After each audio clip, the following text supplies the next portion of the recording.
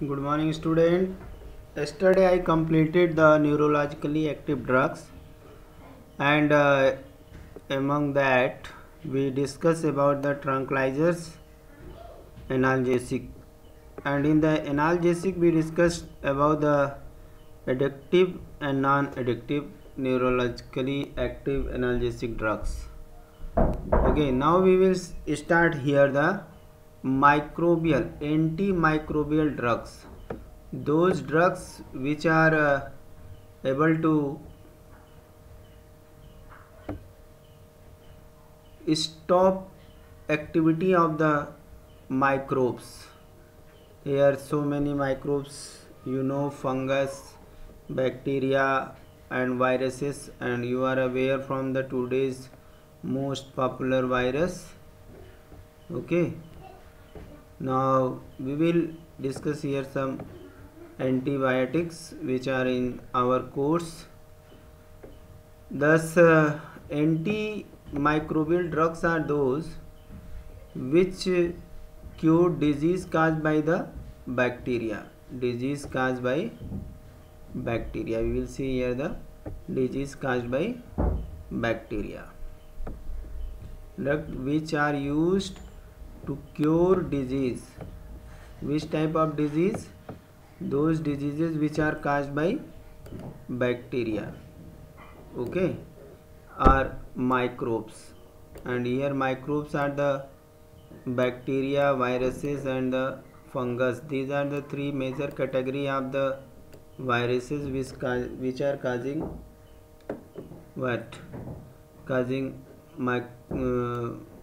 diseases, microbial disease, infectious disease. Okay, infectious disease, that are the antimicrobial drugs. You can say antibiotics. In antimicrobials we will study about the antibiotics and some about we will talk type of antibiotics and antiseptics. Okay, first we will see here what are antibiotics. These are the chemical substance okay, chemical substance which in very low concentration they kill or inhibit the microbes. It may kill or inhibit the growth of microorganism. How? By intervening their metabolic process. Therefore here will be two type of antibiotics.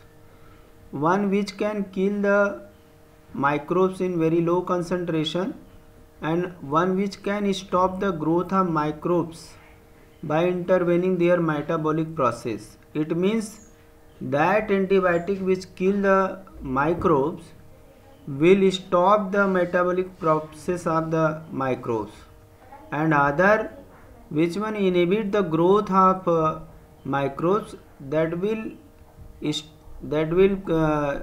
slow down the metabolic process of the microbes.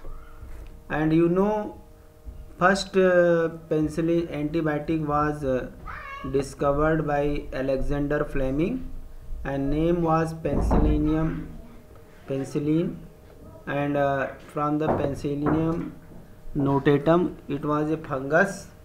Okay, later on it was made by the bacteria also. Now we will see here, on the basis of killing and inhibiting the growth, there are two type of the antibiotics. One is the bactericidal and other is the bacteriostatic. Bactericidals are those which can kill. Can kill. Okay, kill the microbes. This one can kill microbes. Okay, this one can kill. And statics can stop, not kill. only stop the growth. Therefore name is the statics. Okay, this one is stop. Bactericidals are penicillin, aminoglycosides, streptomycin is another name, and ofloxacin.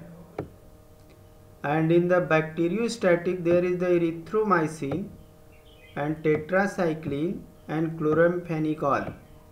These are the statics which can stop the growth. Okay, and this one is the group of bactericidal antibiotics which can kill the bacteria. Okay, and this way we can make a spectrum of the bacteria, and we can say that full range of microorganisms attacked by the antibiotic is known as spectrum. If we make a range which type of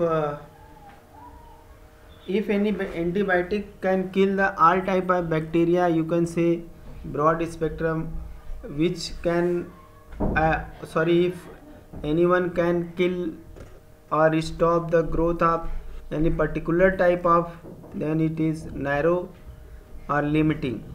Okay, this thus the full range of microorganism attacked by the antibiotic is called spectrum. Very important topic for you this.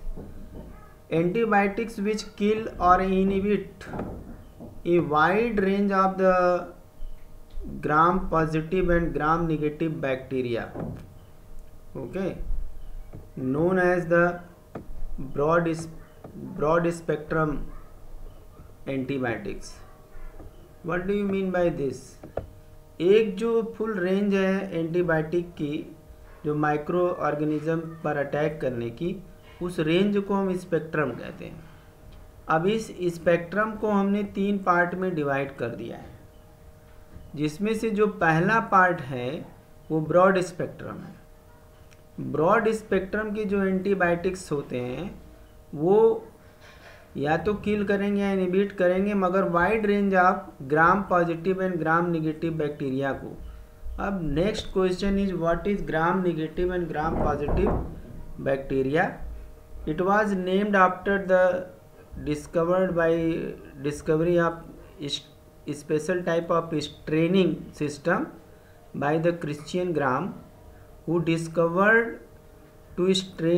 how to strain or separate the positive and negative bacteria, or which bacteria have a wall, capsulated bacteria, or which one is the non-capsulated.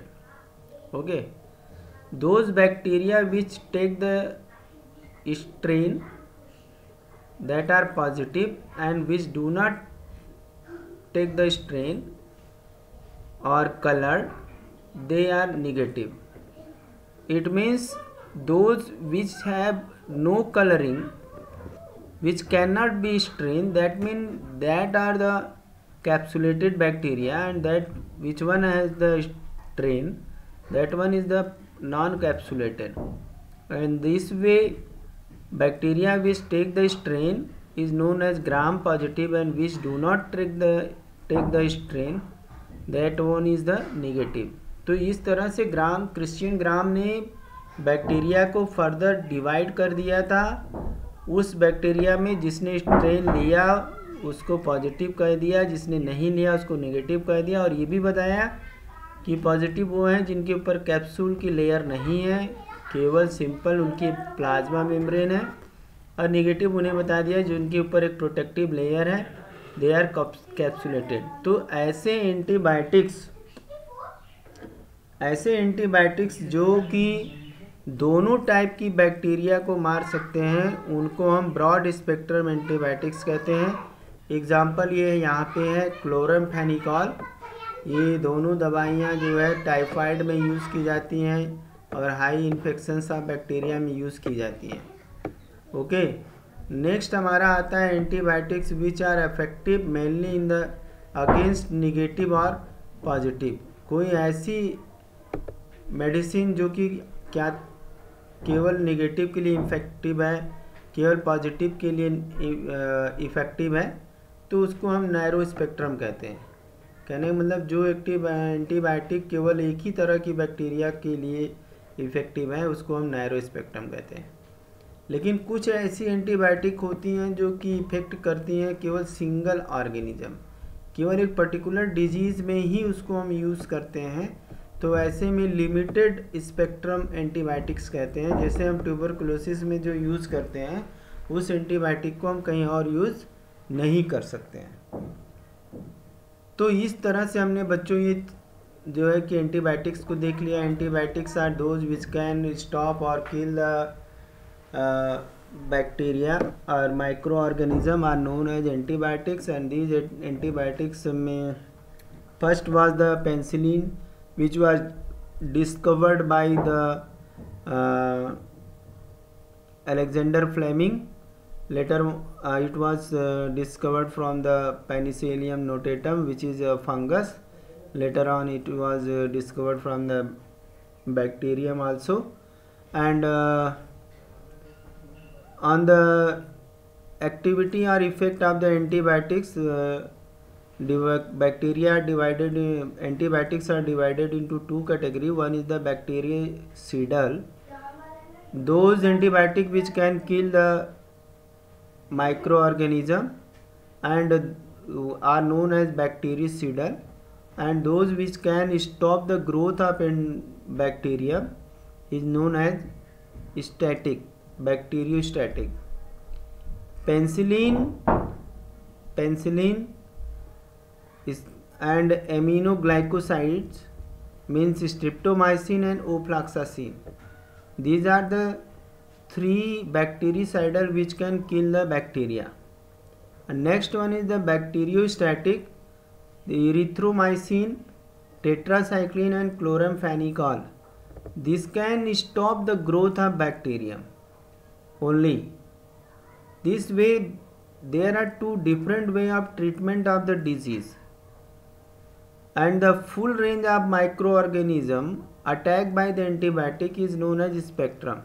Means अब वो जो range of antibiotic जो कि कुछ range के micro organism पे affect करते हैं वो स्पेक्ट्रम है एंटीबायोटिक्स का। अब इस बेस पे अगर देखा जाए तो three types of antibiotics. One is the broad spectrum antibiotics. These antibiotics can kill or inhibit the wide range from gram positive to gram negative. It means gram positive and gram negative both are killed by this antibiotic. This one is the chloramphenicol and the ofloxacin. Next one is the antibiotic which are effective mainly against the negative or positive. Either it can kill positive or either it can kill or stop the negative. This one is the penicillin. This one is the penicillin G, which can affect the growth of negative or the positive. Only one can be affected. And limited spectrum bacteria antibiotics are those which are effective against the single organism or the disease. तो limited वो हो गए, जैसे जो bacteria को किल कर सकते हैं वो फंगस के लिए काम नहीं आएंगे, जो फंगस को किल कर सकते हैं बैक्टीरिया के लिए नहीं काम करेंगे। तो that are the limited. Okay, now we come to next category of the anti microbial drugs which are the antiseptics and disinfectant. Okay, antiseptics and disinfectant are two category of the antimicrobial chemicals. Okay, antimicrobials substance which prevent the growth of microorganisms and may kill them, but they are safe to applied to the living tissue. This type of antiseptic or antimicrobial chemical is only applicable for the living tissue, and it has external use only. It has external use only. Externally you can use this, but you cannot take orally or by through the injection. Antiseptics, once again, antiseptics are chemical which can prevent the growth of microorganism or may kill them, and safe to apply to living tissue are known as antiseptic, and these can be used only externally. Okay, commonly used antiseptics are we know that Dettol, Savlon you can other is also, and Dettol is the mixture of chloroxylenol and terpenol. Okay, these are the two compounds which mix to form the Dettol. And next one is the furacin and soframycin. These are the antiseptic. Student ये ऐसे chemical हैं जिसको हम externally use कर सकते हैं living tissue के ऊपर, और अगर इन्फेक्शन लिविंग टिश्यू के ऊपर है तो दे कैन किल और प्रिवेंट देयर ग्रोथ, तो वो किल कर सकते हैं और ग्रोथ को रोक सकते हैं. और ये जो एंटीसेप्टिक्स हम कॉमनली यूज इस समय भी कर रहे हैं, डिटॉल है. डिटॉल के बारे में बहुत सुना है, और डिटॉल एक मिक्सचर है क्लोरोजाइनिलॉल और टर्पिनॉल का. Okay, furacin, soframycin, these are also such type of antiseptics. तो याद हमें ये रखना है कि जो एंटीसेप्टिक्स होते हैं हम उनको लिविंग टिश्यू के ऊपर ही केवल यूज कर सकते हैं, उनको हम इनटेक नहीं कर सकते हैं बाय ओरल और बाय इंजेक्शन. ओके, तो ये सावधानी हमेशा बरतनी चाहिए कि डिटॉल और जो सेवलॉन है, फ्यूरोसिन है, सोफ्रामाइसिन है, इनका यूज एक्सटर्नल है, इंटरनल कोई यूज नहीं है. अगला जो एंटी माइक्रोबियल में है वो डिसइंफेक्टेंट है.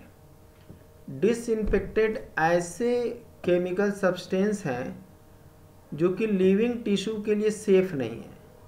मीन्स इनका हम यूज़ नॉन लिविंग सरफेस के ऊपर कर सकते हैं. मतलब कहने का मतलब है कि इनको हम जो है कि अपने टिश्यू पे नहीं यूज कर सकते हैं.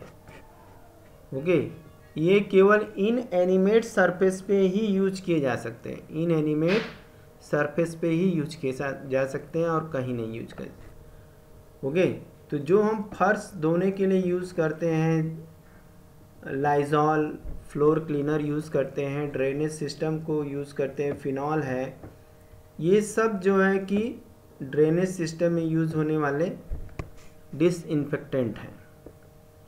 ओके, अब यहाँ पे कुछ ऐसे भी हैं जैसे 1% ऑफ फिनॉल है.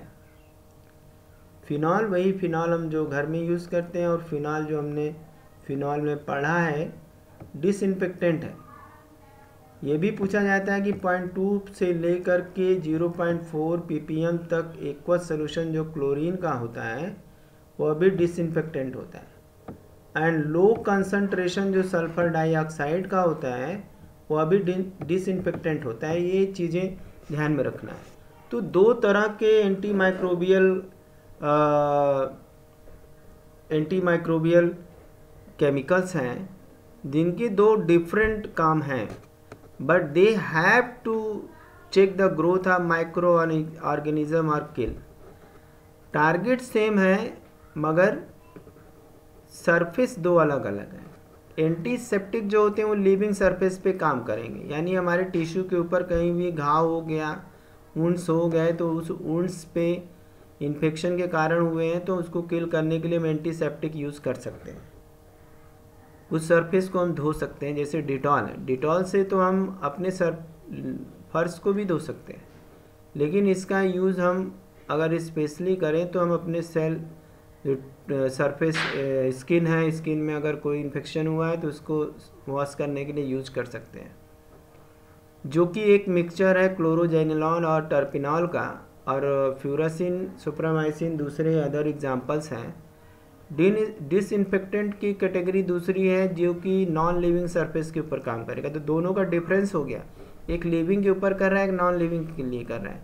यानी एक तो लिविंग सरफेस के लिए सेफ़ है और एक लिविंग सरफेस के लिए सेफ़ नहीं है। इस बात को बहुत ध्यान में रखना है।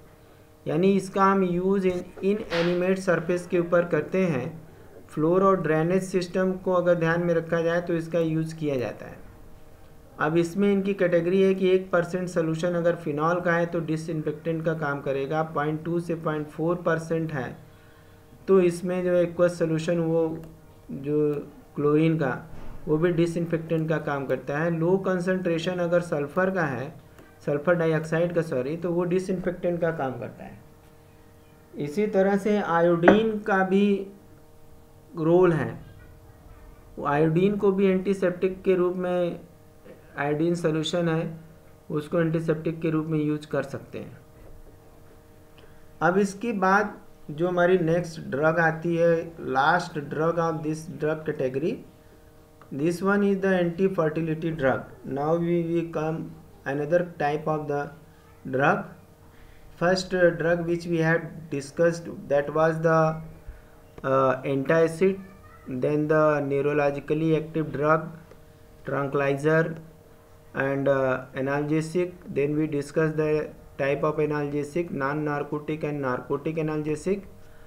And next we studied the histaminic, antihistaminic drugs which is against the allergy. And next we discussed the antimicrobial drugs in which we discuss antibiotics, antiseptic and disinfectant. Now it is the anti-fertility drug. As the name suggests, anti-fertility drugs, drugs which can check the fertility.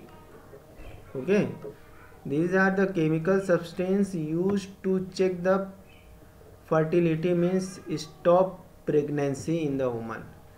These are called anti-fertility drug or birth control drug are the oral contraceptives. Okay, control the menstrual flow, menstrual cycle and evolution. These drugs are also helpful in the regularizing the MC, menstrual cycle and the evolution. Is if in any woman menstrual cycle and evolution are disturbed, it means period is not coming on the time, then it can also used. And it contains progesterone derivatives and such is the neotriodone.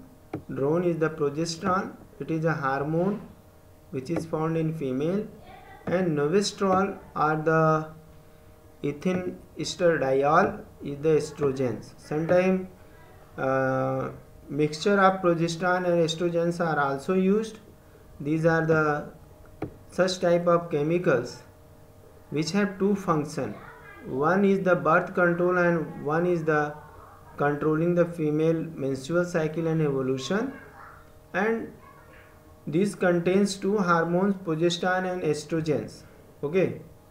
Next one is the all the such drugs are expected to have some side effect also. Okay. Hence without any proper medical advice we can't take it. Okay. तो इस तरह से जो anti fertility drugs हैं वो बिना doctor के नहीं लेना चाहिए, क्योंकि इसके दो काम हैं। एक तो प्रेगनेंसी को रोकना भी है, अनवांटेड प्रेगनेंसीज को, और दूसरा ये है कि जो मेंस्ट्रुअल साइकिल इरेगुलर हो गई है, एवोल्यूशन का प्रोसेस इरेगुलर हो गया है, तो उसको रेगुलर करने के लिए भी इसका यूज़ किया जाता है। तो डोज को ख्याल में रखना पड़ेगा, क्योंकि ये जो इरेगुलरिटी आती है वो हार्मोन्स के कारण आती है। तो उस हार्मोन को मेंटेन करने के लिए हम इन मेडिसिन का यूज़ कर सकते हैं, क्योंकि जो ये पिल्स होती हैं वो उनके अंदर हार्मोन्स ही होते हैं। एक प्रोजेस्टेरॉन है और एक जो है कि एस्ट्रोजन है, ये उसके डेरिवेटिव्स हैं। यहाँ पे हम दोनों देख रहे हैं। तो इस तरह स्टूडेंट हमने जो है ड्रग की कैटेगरी कंप्लीट कर ली। जिसमें हमने डिफरेंट टाइप ऑफ ड्रग्स के बारे में पढ़ लिया, उनके यूज़ पढ़ लिए, और इसमें कुछ हमने केमिकल्स के नाम लिए जो बॉडी के अंदर होते हैं, जो डिफरेंट टाइप ऑफ इरेगुलरिटीज़ के लिए रिस्पॉन्सिबल होते हैं। जैसे उन्हें याद रखना है, एक तो हमने जैसे नाम लिया था प्रोस्टाग्लैंडिन का। याद होगा कि अगर बॉडी के अंदर पेन होता है तो कंसंट्रेशन ऑफ प्रोस्टाग्लैंडिन बढ़ जाता है, तो उस कंडीशन में बॉडी में पेन होता है, उसको दूर करने के लिए हम एनाल्जेसिक यूज़ करते हैं। और एनाल्जेसिक की दो कैटेगरी होती है, एक तो अगर नॉर्मल पेन होता है, ऐसे पेन जो कि नॉन सर्जिकल पेन है, नॉन कैंसरस पेन है, तो उस केस में नॉर्मल मेडिसिन एनाल्जेसिक यूज़ कर सकते हैं जो कि नॉन नारकोटिक होते हैं। लेकिन अगर कैंसरस पेन है या पोस्ट ऑपरेशनल पेन है तो उस केस में जो है कि और you can say child birth के बाद का जो पेन है, तो उन सारे पेन को रिड्यूस करने के लिए जो है नारकोटिक लेते हैं। एंटी नारकोटिक, नॉन नारकोटिक तो हैबिचुअल नहीं होते हैं, मगर नारकोटिक जो होते हैं वो हैबिचुअल होते हैं। लेकिन एक जो कैटेगरी हम लोगों ने ट्रंक्लाइजर का स्टडी किया, तो वो जो ट्रंक्लाइजर होते हैं जिनको हम स्लीपिंग पिल्स के नाम से जानते हैं, वो अगर मेंटल प्रॉब्लम कोई है तो उसको दूर करने के लिए यूज़ किया जाता है, लेकिन ये हैबिट काजिंग हो सकते हैं। अब उसमें भी है कि एंटी डिप्रेसेंट है और हाइपरटेंशन है। कुछ हमने एक केमिकल और बता दिया कि जो नॉर एड्रेनलिन है और एड्रेनलिन है, in these hormones are known as mood change hormone. ये जब इनका लेवल डाउन होता है तब आदमी डिप्रेशन में जाता है, तो उस डिप्रेशन को कम करने के लिए हम एंटी डिप्रेसेंट यूज़ करते हैं, उसके नाम हमने बताए थे। और इसी तरह एक केमिकल है हिस्टामीन। ये जो हिस्टामीन है, दो इसके रिसेप्टर हैं। एक तो रिसेप्टर जो है हमारे स्टमक के अंदर है, तो जो स्टमक के अंदर रिसेप्टर है उसके कारण जब वहाँ पे हिस्टामीन सिक्रीट होता है किसी वजह से, तो वहाँ पे एसिडिटी होती है, तो उसके लिए हम रेनिटिडिन या इस तरह की दवाएं यूज़ करते हैं जो एंटी हिस्टामिनिक होती हैं। लेकिन दूसरा जो एंटी हिस्टामिनिक ड्रग्स होती हैं जो एलर्जी काज करती हैं, उनके जो है रिसेप्टर अलग हैं। तो कभी क्वेश्चन ये भी पूछा जाता है कि क्या जो एंटी हिस्टामिनिक ड्रग है उसको हम एसिडिटी में यूज़ कर सकते हैं? तो नहीं कर सकते हैं, क्योंकि दोनों के रिसेप्टर क्या हैं, डिफरेंट हैं। तो ऐसे कंडीशन में हम जो है कि उनका यूज़, एंटी हिस्टामिनिक ड्रग्स का यूज हम एंटी एसिडिटी में यूज या एंटी एसिड के रूप में यूज नहीं कर सकते हैं। तो ये हमें याद रखना है, एक तो हिस्टामीन हो गया जिसकी वजह से एलर्जी और एसिडिटी होता है, और दूसरा हमारा हो गया जो है कि नॉर एड्रेनलिन और एड्रेनलिन, जिसकी वजह से जो है कि मेंटल प्रॉब्लम होती है, मेंटल हेल्थ पे इफेक्ट पड़ता है। तीसरा प्रोस्टाग्लैंडिन हो गया जो कि जिसकी वजह से पेन होता है बॉडी में। और फोर्थ हमारा जो हो गया, ये हार्मोन्स होते हैं फीमेल में जो इरेगुलर साइकिल बना देते हैं वो, और मेंस्ट्रुअल साइकिल ओवल्यूशन को, तो वो तीसरे जो है केमिकल हो गए। तो इनके लिए हम एंटी फर्टिलिटी ड्रग्स यूज़ करते हैं। बीच में हमने एंटीबायोटिक्स पढ़ा। एंटीबायोटिक्स जो एंटी माइक्रोबियल हैं, जो फंगस, बैक्टीरिया, वायरस के लिए यूज होते हैं। तो एंटीबायोटिक्स की अगर बात करते हैं तो इसमें से एंटीबायोटिक स्पेशली हम बैक्टीरिया की बात करते हैं, तो इनकी दो कैटेगरी है। एक तो किलर होते हैं, एक मीन्स सीडल होते हैं, और एक स्टैटिक्स होते हैं। जो स्टैटिक्स होते हैं वो ग्रोथ को रोकते हैं, और जो सीडल होते हैं वो ग्रोथ वो किल कर देते हैं। जैसे हमने एग्जांपल यहाँ पे देख लिया जाए, ये है तो सीडल की पेंसिलिन है, और स्ट्रेप्टोमाइसिन है, ओफ्लॉक्सासिन है, और स्टैटिक्स में जो है स्टॉप करने वाला एरिथ्रोमाइसिन, टेट्रासाइक्लिन, क्लोरोमेफेनिकॉल है। फिर स्पेक्ट्रम एक लॉन्ग रेंज आप माइक्रो ऑर्गेनिज्म की वजह से जो एंटीबायोटिक्स बनाई गई उसका एक स्पेक्ट्रम है जो दोनों टाइप की बैक्टीरिया को मारता है, ब्रॉड स्पेक्ट्रम, क्लोरोमेफेनिकॉल, ओफ्लॉक्सासिन। और उसके बाद जो केवल एक टाइप की बैक्टीरिया को मारता है वो नैरो स्पेक्ट्रम हो गया। जो किसी एक पर्टिकुलर डिजीज़ के लिए यूज होता है वो लिमिटेड स्पेक्ट्रम हो गया। एंटीसेप्टिक हमने बात कर लिया। एंटीसेप्टिक जो होते हैं केवल लिविंग टिश्यू के लिए, डिसइंफेक्टेंट जो होते हैं नॉन लिविंग के लिए, और ये आर्टिफिशियल एंटी फर्टिलिटी ड्रग हो गया जो फर्टिलिटी को भी तो रोकते हैं और मेंस्ट्रुअल साइकिल और ओवुलेशन को रेगुलर करते हैं। तो इस तरह से बच्चों आज हम लोगों ने ड्रग को पूरी तरह से अच्छी तरह से खत्म कर लिया। इसको आप बुक से पढ़ लेंगे और नेक्स्ट डे हमारा जो टॉपिक होगा वो केमिकल इन फूड होगा, जिसमें हम लोग पढ़ेंगे स्वीटनर के बारे में और जो टेस्ट फूड का बढ़ा देते हैं, फूड को टेस्टी बना देते हैं, जो प्रिजर्वेटिव होते हैं, इन सब के बारे में स्टडी करेंगे। तो आज इतना ही, नेक्स्ट डे फिर मिलते हैं। Thank you for watching.